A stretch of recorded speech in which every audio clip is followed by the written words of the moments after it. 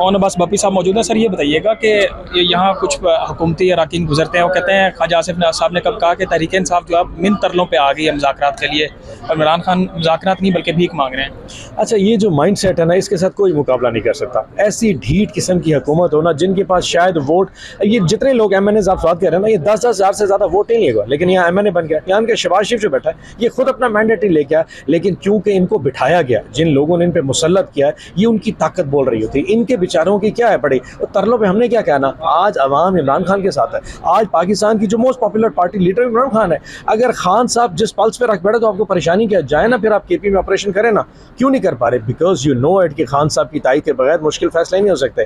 आज पाकिस्तान जिस किस्म की रियासत है, उसमें इस तरह की स्टूपिड बयान देना, डू यू रियली थिंक कि मुल्क को आगे ले जाने के बाद रियासत, ये जो पार्लियामान है, इस पर अगर हुकूमत का ये रवैया होगा तो क्या आप समझ सकते हैं कि मुल्क आगे चल सकता है?